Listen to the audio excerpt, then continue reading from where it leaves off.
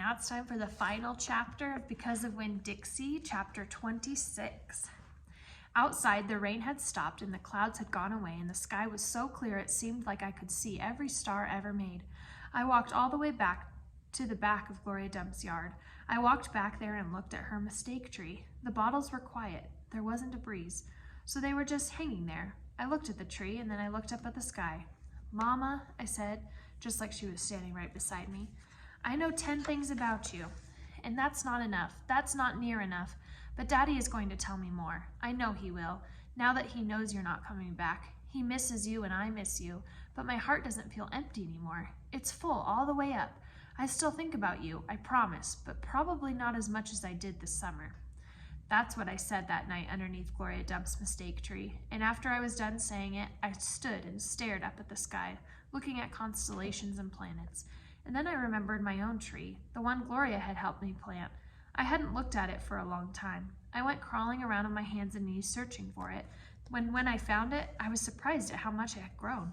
It was still small. It still looked more like a plant than a tree, but the leaves and the branches felt real strong and good and right. And I was down there on my knees when I heard a voice saying, "Are you praying?" I looked up. It was Dunlap. "No," I said, "I'm not praying. I'm thinking." He crossed his arms and looked down at me. "What about?" he asked. "All kinds of different things," I said. "I'm sorry that I called you and Stevie bald-headed babies." "That's all right," he said. "Gloria told me to come out here and get you." "I told you she wasn't a witch." "I know it," he said. "I knew it all along. I was just teasing you." "Oh," I said. I looked at him close. It was hard to see him good in the dark yard. "Ain't you ever going to stand up?" he asked. "Yeah," I said. And then he surprised me. He did something never in a million years thought a Dewberry boy would do. He held out his hand to help me up, and I took it, and I let him pull me up to my feet. "I'll race you back to the house," Dunlap said, and he started to run.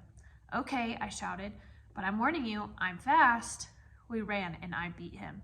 I touched the corner of Gloria Dump's house right before he did. "You shouldn't be running around in the dark," said Amanda. She was standing on the porch looking at us. "You could trip over something." "Aw, Amanda," said Dunlap, and he shook his head. "Aw, Amanda," I said too, and then I remembered Carson, and I felt bad for her. I went up on the porch and took hold of her hand and pulled on her. "Come on," I said, "let's go inside." "India Opal," Daddy said when me and Amanda and Dunlap walked in. "Are you here to sing some songs with us?" "Yes, sir," I said, "only I don't know that many songs." "We'll teach you," he said. He smiled at me real big. It was a good thing to see. "That's right," said Gloria Dump. We will." Sweetie Pie was still sitting in her lap, but her eyes were closed. "Care for a litmus lozenge?" said Miss Franny. Miss Franny asked, passing me the bowl. "Thank you," I told her. I took a litmus lozenge and unwrapped it and put it in my mouth. "Do you want a pickle?" Otis asked, holding up his big jar of pickles. "No, thank you," I said. "Not right now." When Dixie came out from underneath Gloria Dump's chair, he sat down next to me and leaned into me the same as I was leaning into my daddy, and Amanda stood right there beside me, and when I looked over at her, she didn't look pinch-faced at all to me. Dunlap cracked his knuckles and said, "Well, are we going to sing or what?" "Yeah," Stevie echoed. "Are we going to sing or what?" "Let's sing," said Sweetie Pie, opening her eyes and sitting up straight. "Let's sing for the dog." Otis laughed and strummed his guitar, and the flavor of the litmus lozenge opened in my mouth like a flower blooming, all sweet and sad. And then Otis and Gloria and Stevie and Miss Franny and Dunlap and Amanda and Sweetie Pie and my daddy all started to sing a song, and I listened careful so I could learn it right. The end.